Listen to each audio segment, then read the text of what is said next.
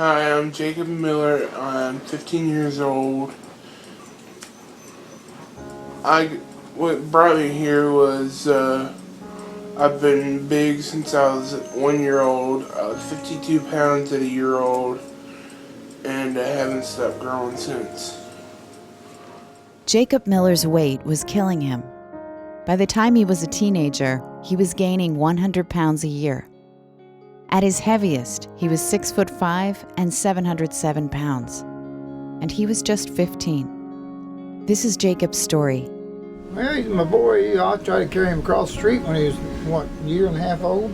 I had to set him down the middle of the street. I couldn't carry him. I said, here his dad can carry him.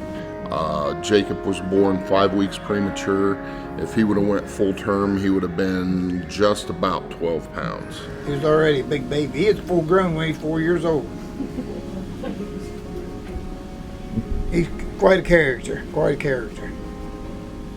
Jacob was always bigger than the other kids and an easy target for jokes. The bullying became so bad in high school that he switched schools.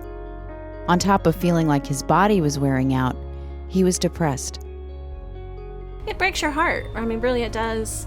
Because of course no parent wants their child to ever find mean people in the world. And to know that people are going to pick on him just because he looks different, it's not fair.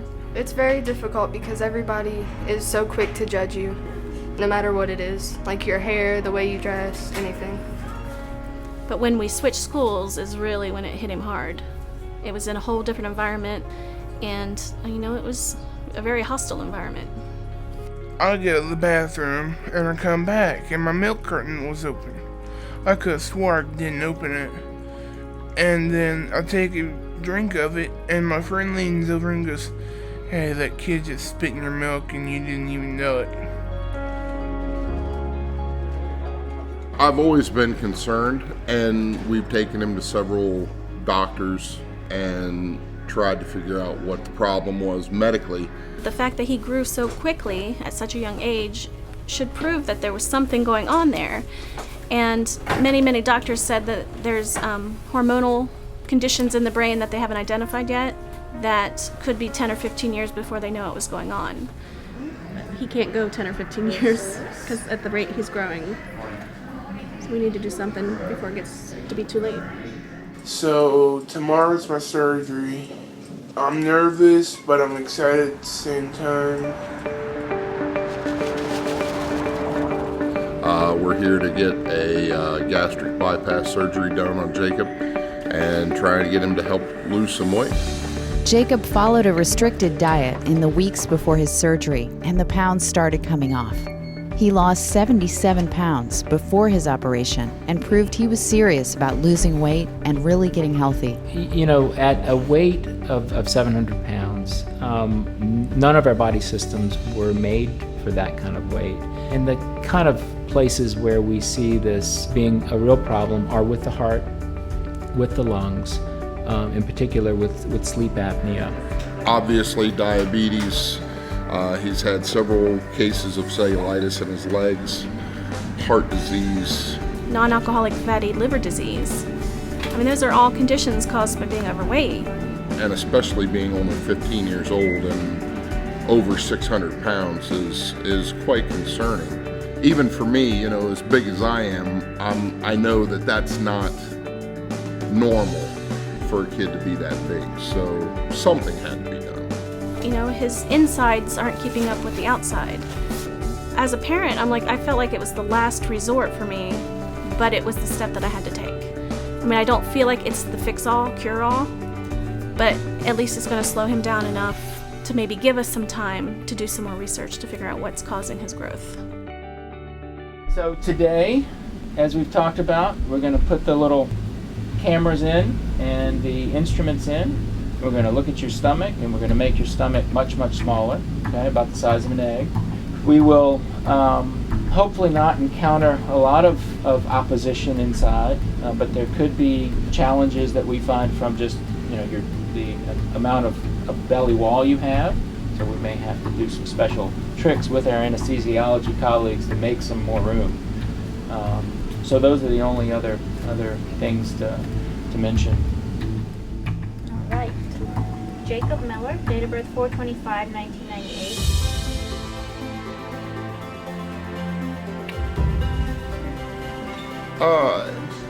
I'm very nervous. The surgery, I won't lie, it scares me. Obviously I want to do something for him to get his weight down, and if this is the extreme that we have to go to, then that's what we'll do, because whatever he needs done is what's best for him. So yeah, I'm concerned as a parent, but if it's best for him, I'm sure that everything will go fine. I haven't been able to sleep all week. I've been really nervous for him. But I know it's going to be life-changing, and I'm excited for what the future holds for him.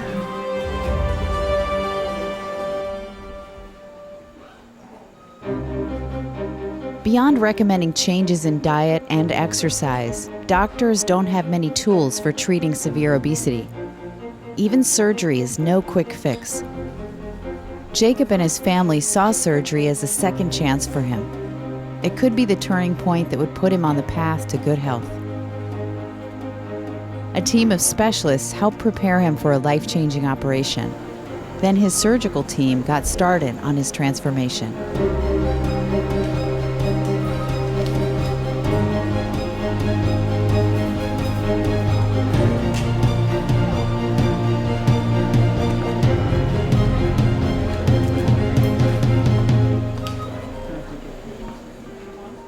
He was back there for about 5 hours, but Dr. Inge said it took about 3.5 hours for the actual surgery. What Jacob wanted most was a shot at what his friends seemed to have: good health. He wanted to walk down the hallway without feeling winded. He wanted to go to school dances and ball games. He wanted to feel more like a kid than an overgrown adult. I have now officially lost over 100 pounds. I am really proud of myself, actually. My next goal is 150 pounds.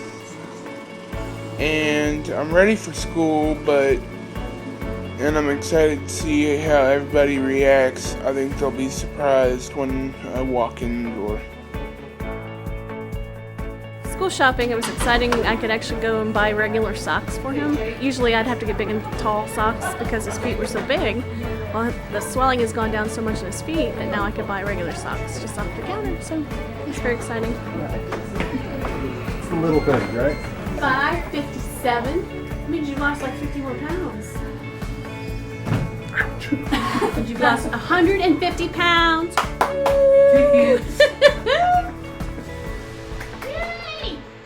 Jacob's step-grandfather used his late wife's last Social Security check to buy Jacob a YMCA membership. What is your diabetes medicine these days? They took me off. School's starting, right? Yeah. So do we have a plan for breakfast? Do we have a plan for what we're going to do for lunchtime? I think some of the challenges I'm going to have is eating my own lunch and not being able to eat school lunch, because I really like some of the school lunches, but it'll be alright. I'll work it out. Jacob has changed a lot. Like, he's done really good with the new diet he's been trying to go by, and I know he was in and out of the hospital a lot. And for him to come to school every day and smile like he does, it's unbelievable. He's talked a little bit to me about some of the troubles he had at his old school. Here at New Miami, we're a pretty tight community. We accept people here, and our kids are very accepting of anybody. And now he's a Viking, so he's one of us. Hey, it's me. It's October 14th, 2013. I just wanted to say school's going great. Everybody's shocked to see my weight loss. I've lost 176 pounds. Alright. He's really outgoing. We went to homecoming together, and instead of sitting, he was like actually dancing and stuff, and it was like, what, huh? He's a dancer too? And he was like, I really can't dance, but I'm gonna try it. Something that people might not know is that he's very nice. Funny, awesome guy. It's great to be around. Good at everything. He's really smart. Jacob marked weight loss milestones with rewards like concert tickets, but his checkup 6 months after surgery was a real reality check. I've went down from a 10X shirt to a 5X shirt. I've went from 5X pants to like 3X pants. Weight loss can be a bumpy road. The scale and his care team didn't always tell him what he wanted to hear. We've kind of hit a standstill, right? And what I said is we're not going to cry over spilled milk. What we're going to do is identify, and we've identified some things, and now we're going to talk about how we're going to do it, how we're going to implement the plan that we have. Does that sound good? Okay. Jacob leaned on his dietitian, his family, and close friends for support when he fell short of his goals.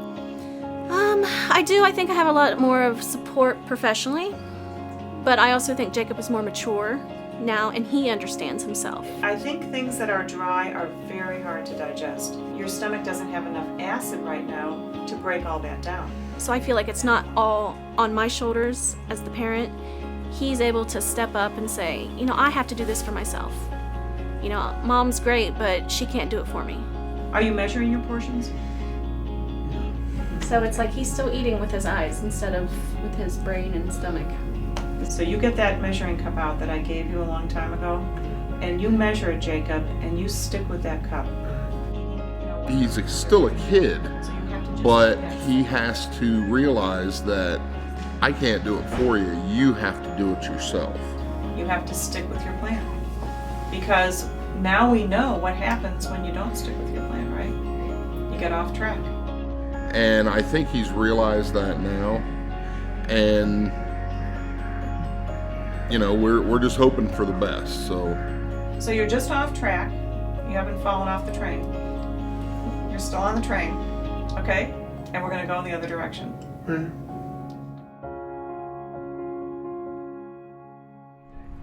I'm doing pretty good. I've had a couple issues, but I slipped off the road, but I got right back on. My friends have been with me the whole time, through the thick and thin. I appreciate it so much. I'm not a dietitian, so I can't really help him, but I could try. And like one of the things I'm gonna do is I'm gonna try to get healthier too to help him out. So just going positive.